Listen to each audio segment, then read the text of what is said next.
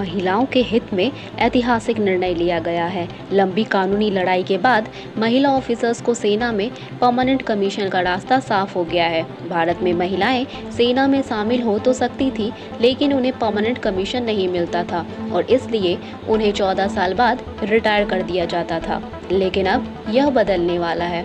SSC यानी short service commission में महिला ऑफिसर्स को PC यानी परमानेंट कमीशन ग्रांट करने पर मोहर लग गया है।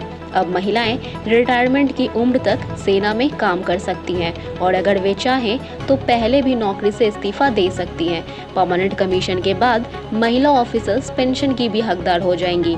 हालांकि सुप्रीम कोर्ट ने 17 फरवरी 2020 को ही महिला ऑफिसर्स को सेना में परमानेंट कमीशन देने का फैसला दिया था और इसे लागू करने के लिए 3 महीने का समय दिया था।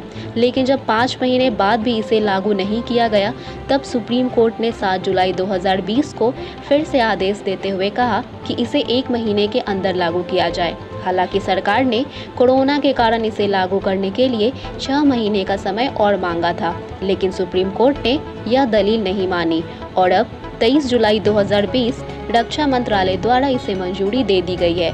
आपको बता दें कि यह मामला काफी पुराना है।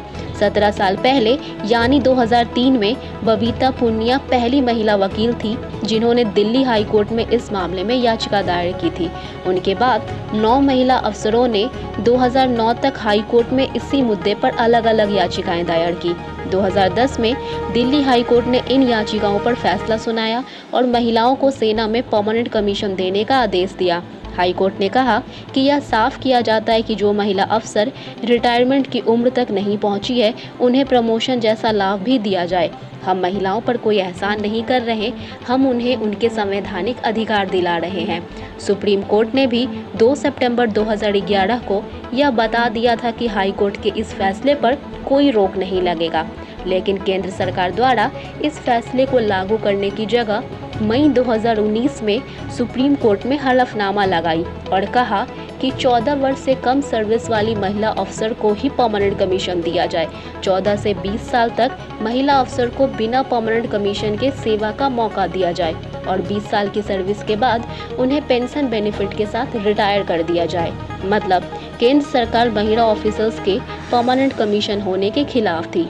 साथ ही यह भी तर्क दिया कि सेना के जवान ज़्यादातर ग्रामीण क्षेत्र से आते हैं और इसलिए वे कभी खुद से ऊपर एक महिला अफसर का स्वीकार नहीं करेंगे और महिलाएं शारीरिक तौर पर कमज़ोर भी होती हैं। उनके साथ घर परिवार की जिम्मेदारी होती है और प्रेगनेंसी के कारण उन्हें लंबा छुट्टी देना पड़ता है।